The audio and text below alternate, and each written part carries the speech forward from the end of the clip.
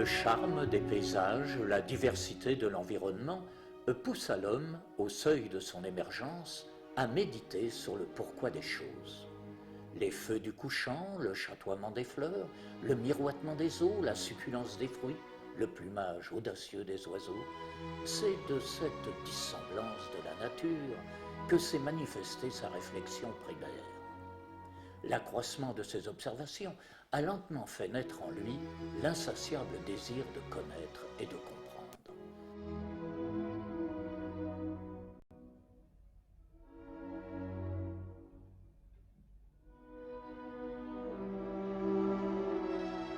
Le temps réalisant son œuvre, il fut naturellement propulsé en un état évolutif plus ingénieux où il devint apte à se poser une question cruciale.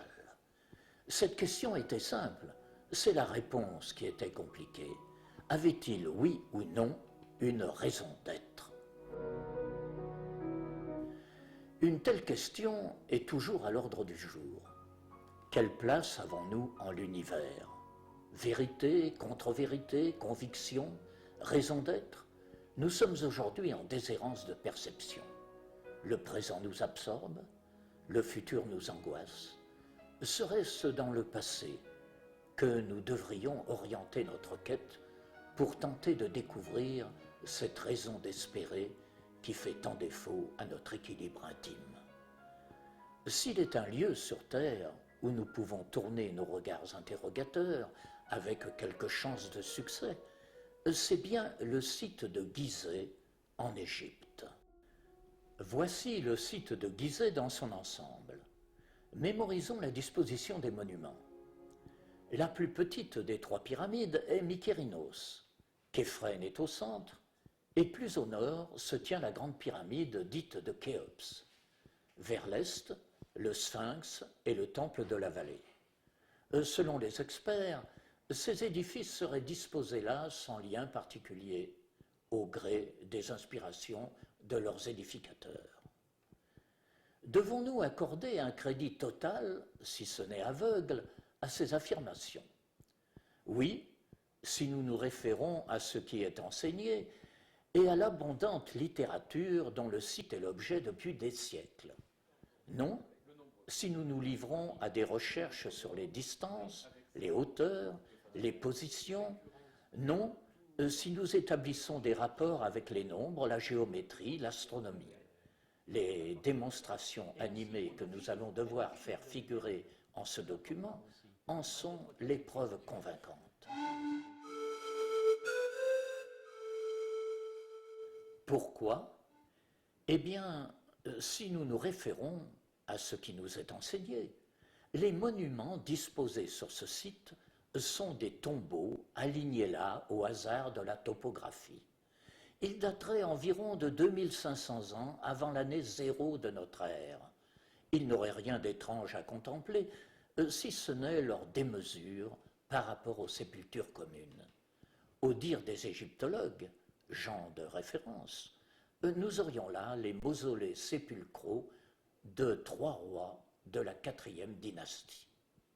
Certains chercheurs, tels Robert Bauval, ont vu dans la disposition sur le sol où ont été construites ces pyramides une corrélation astronomique.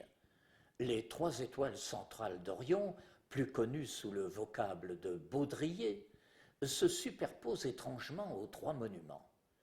La disposition est convaincante, même s'il apparaît de légers décalages sur 2 d'entre elles.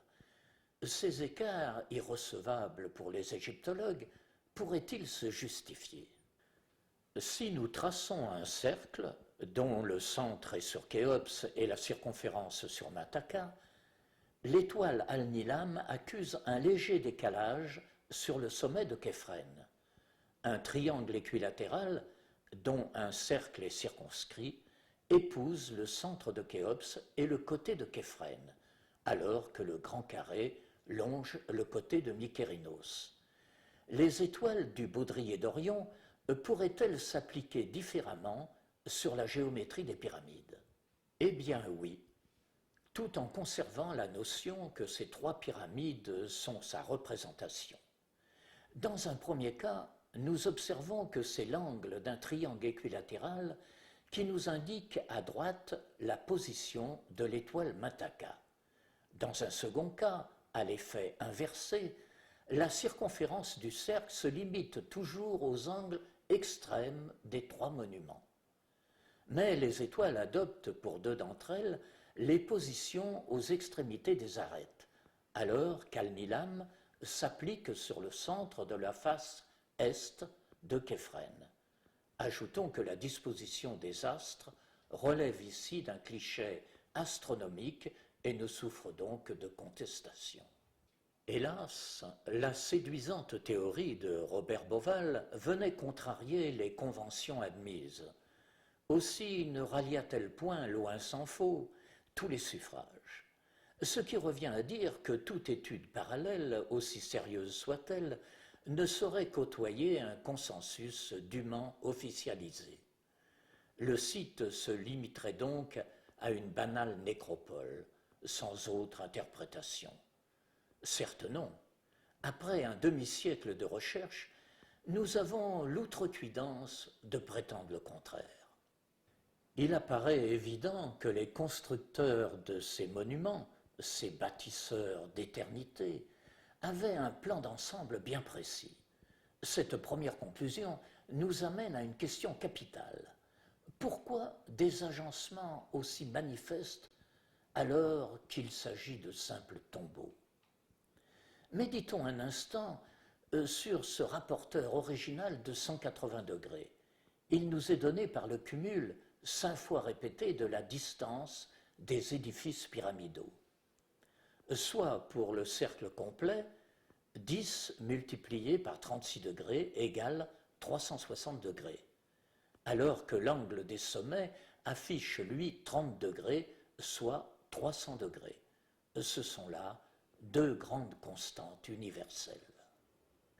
Cette découverte nous inciterait-elle à accorder un point de vue plus subtil à ces édifices monumentaux?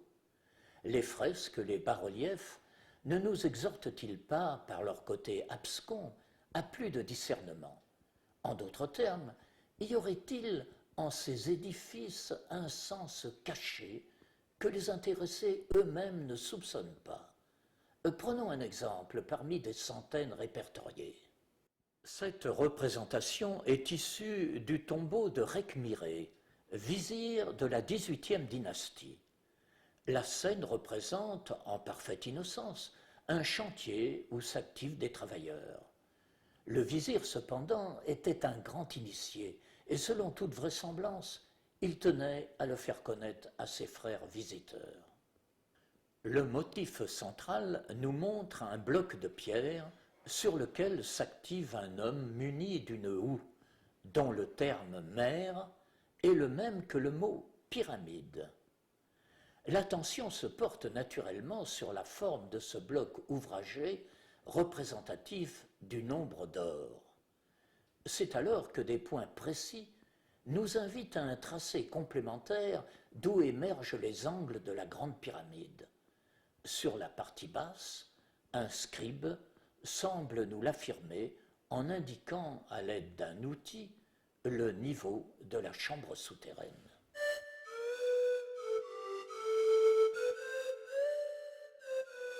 D'autres représentations, telles que celle que l'on réserve à Pharaon pour son ultime voyage, mériteraient des interprétations d'ordre plus initiatique que celles qui nous sont données par les organismes officiels. Sur cette allégorie, le cœur est par nous ajouté car c'est à la place de celui-ci que se tient la ligne verticale de la portion d'or.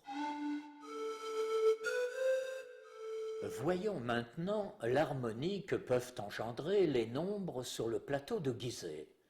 Parmi ceux qui sont en mesure de nous étonner se trouve le nombre d'or. Visionnons cette situation avec l'apport des 4 points cardinaux. Le levant sur la tête du sphinx, le couchant sur la base de Képhren, le sud sur le centre de Mykérinos et le nord sur le rectangle d'or de Képhren. À la suite de quoi, nous vous prions d'observer avec attention ce qui va suivre, car nous allons plonger au plus profond de cette étrange harmonie qui régit l'ensemble. Intéressons-nous de plus près à l'originalité de ce nombre exceptionnel. À partir du carré pyramide et de son rectangle d'or, nous pouvons construire un cercle que l'on nommera simplement cercle d'or. Comme nous le voyons en cette animation, nous pouvons inscrire deux carrés dans le cercle. La diagonale de ce dernier nous procure la racine de 5.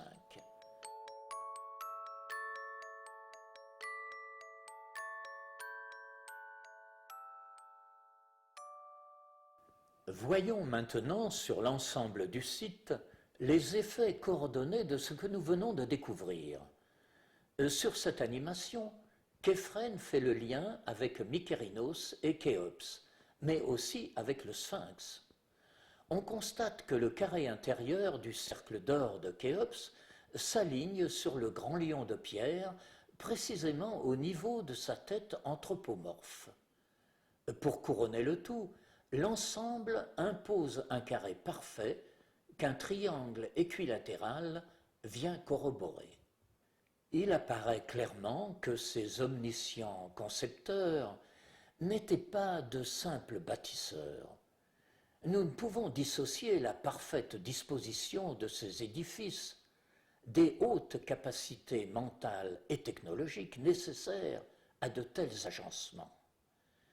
Pour des monuments censés avoir été placés là au gré des mouvements de terrain, reconnaissons que le hasard, à défaut d'autre logique, fait bien les choses. Ajustons nos ailes d'oiseau pour de nouveau survoler le site. En partant du carré pyramide de Khéops, dessinons un rectangle d'or en multipliant sa base par le rapport 1,618. Démultiplions ce rectangle sur l'ensemble du site. Qu'observons-nous? 8 rectangles d'or enserrent parfaitement les 3 pyramides en s'appuyant sur Khéops et Mykérinos. Le triangle 3-4-5 était très apprécié des anciens Égyptiens. Ils l'avaient dédié à Isis, la déesse mère. Nous voyons ici que son rapport avec les monuments de Gizeh est évident. La surface, 4 fois reportée de la pyramide de Khéops, nous indique la position de Mykérinos en situation de sa face sud et de son sommet.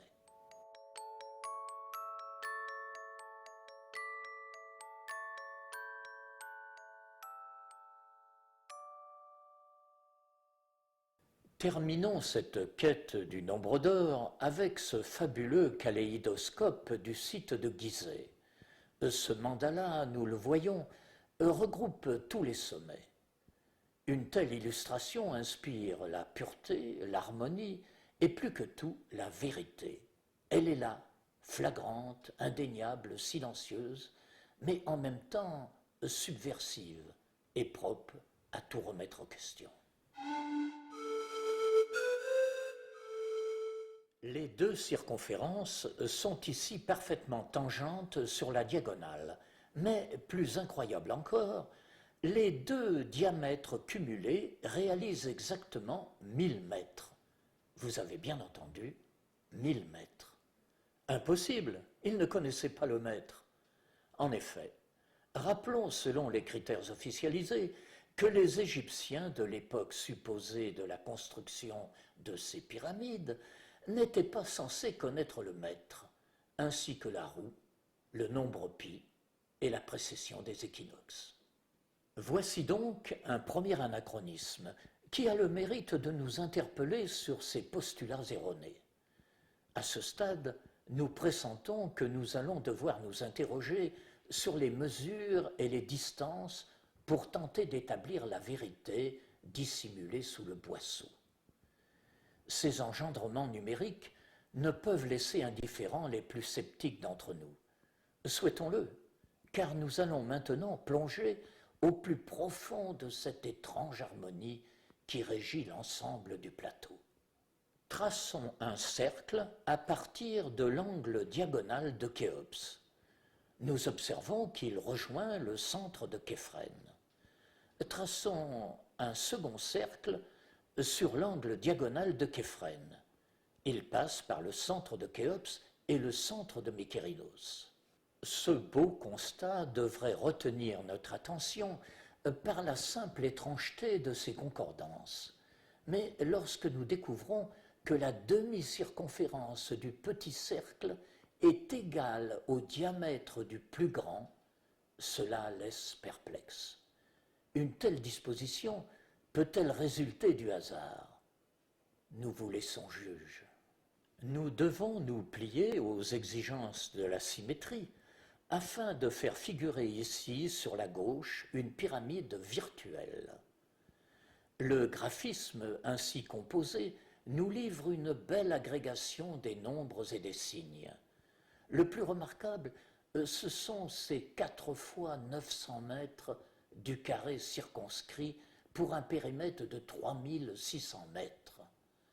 Ce nombre, qui est incontestablement une grande constante universelle, n'était pas ignoré de ces étranges concepteurs, réalisateurs de ces édifices. À ce stade, nous ne pouvons décidément plus parler de coïncidence, mais d'agencement subtil hors de portée des Égyptiens de l'époque, tels que l'histoire nous les dépeint. Sur ce graphique, le cercle virtuel à gauche complète l'harmonie de l'ensemble. Aussi est-il parfois plus évocateur de laisser se dérouler les effets géométriques, lesquels s'assemblent d'eux-mêmes sur leur point d'équilibre. Avec cet effet miroir, virtuel-réel, nous touchons là le cœur du sujet. Les concepteurs-réalisateurs auraient-ils inscrit un témoignage spatial de caractère psychophysique, un lien temporaire entre le ciel et la terre? Serait-ce là la raison de ces positions géométriques précises? S'agirait-il d'un message d'ordre astronomique consigné dans la pierre et la pierre dans le temps? Persévérons dans le domaine du merveilleux. Assemblons les cubes de surface pyramide à la façon dont procèdent nos petits-enfants. 2 fois Khéops à la base, 1 fois Képhren et 1 fois Mykérinos. Nous nous apercevons, non sans surprise, que les 4 éléments, ainsi disposés, nous dessinent un triangle équilatéral parfait et ses côtés occupent la totalité des angles de la structure interne. Procédons ici à une interpénétration des bases en respectant les différentes échelles des 3 pyramides sur le plateau de Gizeh. Nous réalisons un diagramme surprenant. La grande pyramide nous sert de périmètre extérieur. Képhren, légèrement plus petite, nous dessine la largeur d'un cadre, alors que la plus modeste, Mykérinos, est rigoureusement définie par les bases d'une étoile à 6 branches. Retrouvons l'image aérienne du plateau de Gizeh et tentons l'invraisemblable en y faisant figurer à l'échelle les circonférences de la Terre et de la Lune. Nous conviendrons que la Terre, ici, ne peut être plus grande ou plus petite, puisqu'elle touche les extrémités des angles. La Lune, quant à elle, entoure avec une exactitude confondante le périmètre de Khéops. Sublime confirmation, la chaussée processionnaire du temple de la vallée, dont la destination naturelle est la base de Képhren, nous offre un prolongement vers le centre de la Terre. 2 triangles équilatéraux viennent signer d'un trait de concordance cette œuvre magistrale. Avec une position différente, retrouvons là les données identiques de la vue précédente. Si cela ne suffisait pas à convaincre les incrédules, le cône formé par les angles nous précise les 23,30 degrés de l'inclinaison moyenne de la Terre sur son axe de rotation. Après une telle démonstration, comment continuer à croire sans cruelle carence à la théorie des tombeaux?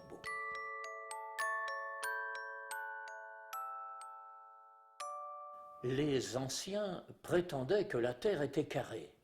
Cette réflexion nous amène à sourire, mais ces soi-disant témoins des dieux ne nous inciteraient-ils pas à plus de discernement? En plaçant sur le plateau de Gizeh la Terre et la Lune dans un périmètre carré, nous remarquons que la Lune occupe sensiblement la surface de Khéops, alors que le carré Terre nous indique le flanc de Képhren et le milieu de Mykérinos, un triangle équilatéral dont le côté présente la largeur de la Terre à sa pointe qui atteint le centre de Khéops. La représentation traditionnelle du trône pharaonique aurait-elle pour signification l'assise tertielle de ce pouvoir temporel qu'exerçait Pharaon? Allégorie classique à gauche et rapport du volume Terre-Lune à droite. Ces deux tracés corrélatifs auraient-ils un lien avec l'esprit d'une tradition primordiale depuis longtemps effacée de la mémoire des hommes? Ce graphisme a le privilège de regrouper les trois sommets des pyramides disposés sur le plateau de Gizeh. Cela nous fait penser aux lignes affinées d'une technologie spatiale qui nous inviterait à engager notre discernement sur les voies d'un futur inexploré. Nous avons là une schématique intéressante regroupant droite et sommet. La verticale du carré, située à gauche de Khéops, désigne l'emplacement exact de la barque solaire reconstituée, que tout touriste peut aujourd'hui visiter. C'est sous la forme d'un triptyque que les triangles équilatéraux cernent d'une belle rigueur la position des pyramides sur le plateau de Gizeh.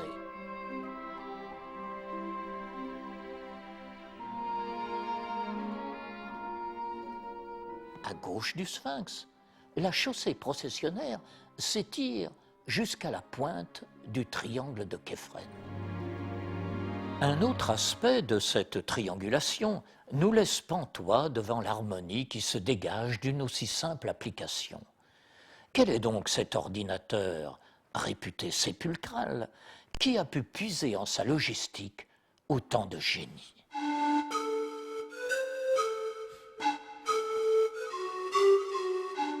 Il ne fait de doute que cette lumineuse symétrie désire nous enseigner quelque chose. Nous le subodorons sans être réellement en capacité de l'appréhender. Mais désormais, le premier pas est fait. L'humanité vient de changer d'orbite évolutive.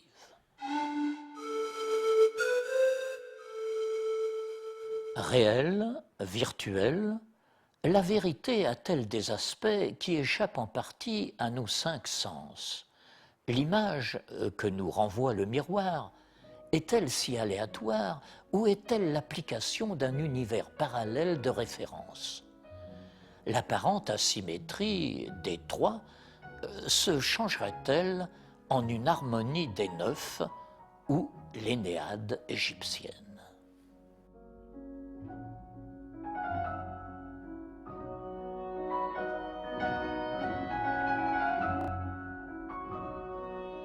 Les spécialistes se sont toujours lamentés sur le fait que les trois pyramides n'étaient pas en ordre d'alignement, ce qui aurait été, à leurs yeux, la plus élémentaire des dispositions. Elles le sont en fait, mais à un degré de subtilité autre, celui que possédait leur créateur.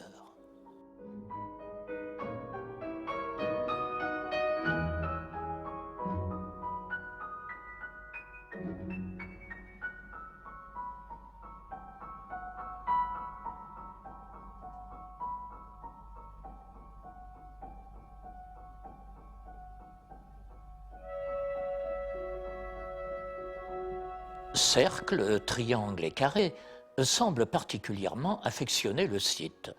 Nous avons là un rapport évident avec les diagonales.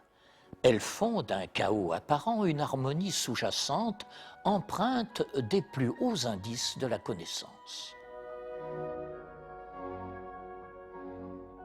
Les concepteurs, réalisateurs de ces monuments, auraient-ils exposé en ce lieu les principes d'une science à caractère universel différente de la science expérimentale dont nous dépendons? En ces vaisseaux du temps que sont les pyramides, auraient-ils, ces concepteurs, agencé depuis la nuit des âges un système de réflexion qui nous inciterait à franchir le seuil du commun? Ces omniscientes entités avaient-elles pour intention de faire parvenir un message aux habitants du futur que nous sommes? Nous n'avons pas de réponse formelle à ces questions, mais nous avons l'assurance d'avoir établi un lien entre le ciel et la terre, celui-là même que vénérait l'Égypte antique dans le secret des temples. L'histoire du monde est en train de changer et nous sommes parmi les premiers à le savoir.